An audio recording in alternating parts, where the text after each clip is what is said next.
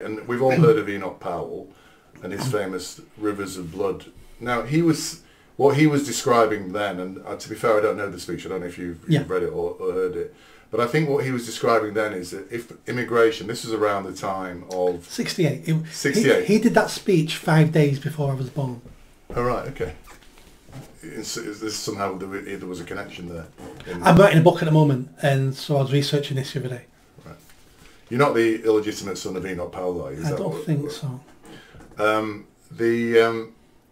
So he did that in 1968, yep. And basically he was saying if we don't control immigration into this country, there will be these famous rivers of blood. Basically, he was describing what really is starting to happen, probably now. I think.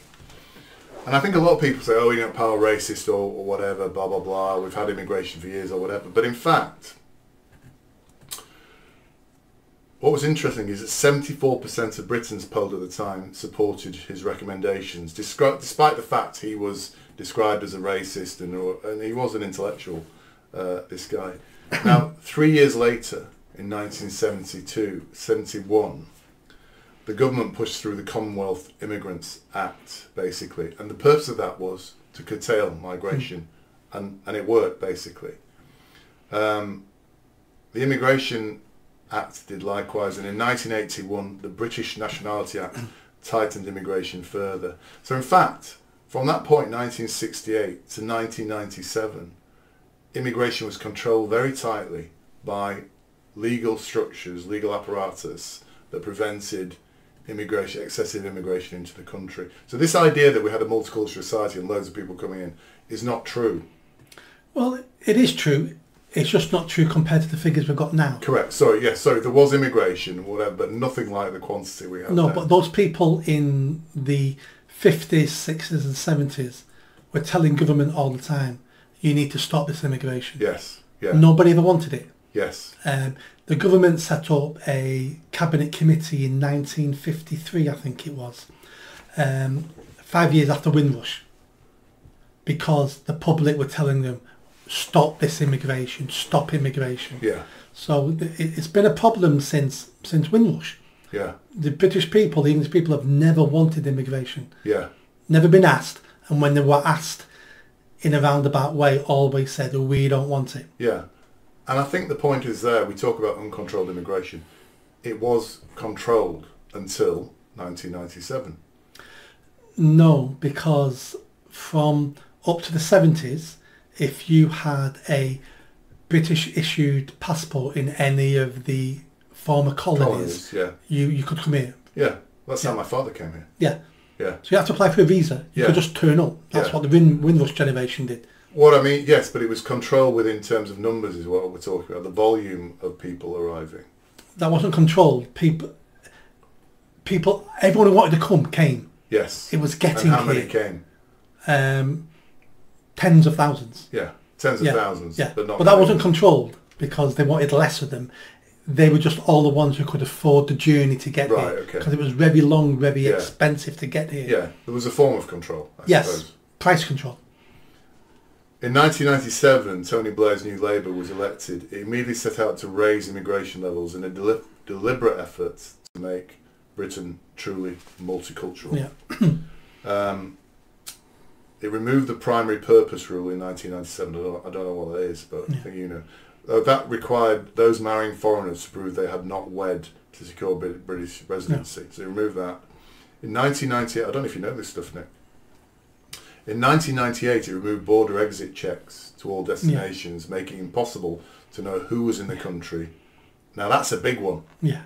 So what that's saying there is, anybody who came into the country with the intent of just staying for a couple of weeks, or I'm just on holiday or whatever, you don't know if they actually left. That's a massive one, isn't it? Yep.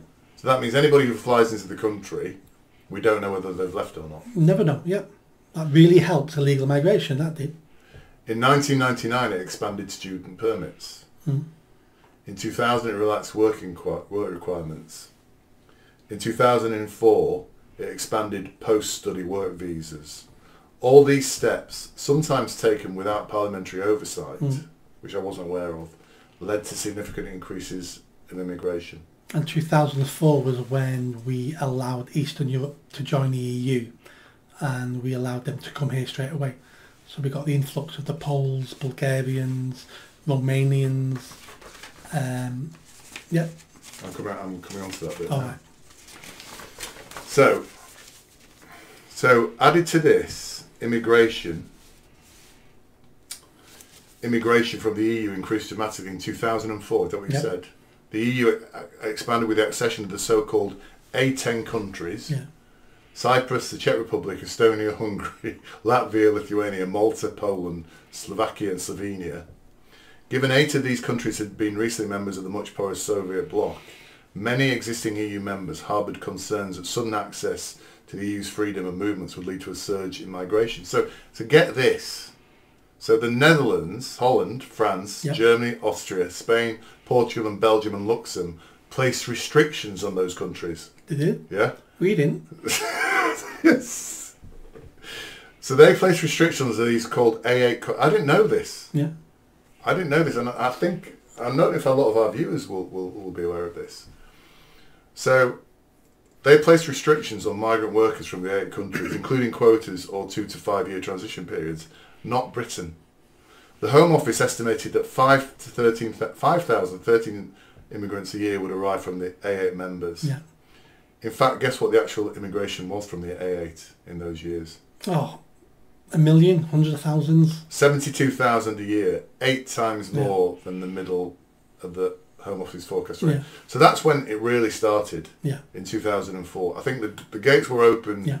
by Blair in the 70s. 2004, despite the fact our European neighbours were saying, no, we're not having any of these guys from this lot, we said, come on in. Yeah. Which made all the ones who would have gone to those countries just carry on and come to us.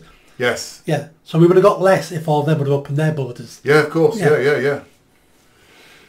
Then, in 2014, I think this is what he said, the same thing happened with the accession of Romania and Bulgaria. Yep. So we opened our doors to Romanians.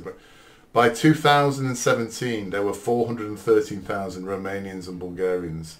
So within 3 years, 500,000 Romanians and Bulgarians were living in Britain, implying that 90,000 had immigrated every year since the beginning of 2014. Yeah. So that's the history of immigration here. It wasn't actually that bad until Blair came to power. It wasn't bad compared to the numbers now. But if you were here in the 50s and 60s living in the inner city, those people then were saying these numbers are bad now. Yes. It's all perspective. Yeah. But somehow there's been a dislocation, hasn't there? There were the views of the people around in the 1960s and 70s about that we're not happy with this. And suddenly something shifted with Blair, didn't it, in 1997? Was it? And was that we were just not being told what was happening? It was the new ideology that immigration is great, diversity is our strength. And the Labour Party was looking at these going, most of these are going to be Labour voters. Yeah. And they're correcting that because most immigrants are Labour voters when they get here. In last year, 2023, the official stat for EU citizens post-Brexit registering to stay here, long-term residency, because the EU residents who came here before Brexit were entitled to stay, and they could claim residency. So up to last year, 6 million have claimed residency. And how many did they estimate would claim residency? They thought there were about 2 million EU residents in the country, and 6 million have claimed. Because like you said, we don't know who's in the country, you know. Did you enjoy that video? I think you did. Come on now, hit that bell, subscribe, comment. Let's build this channel. I need more followers, I need more subscribers. Be part of the journey. See you soon.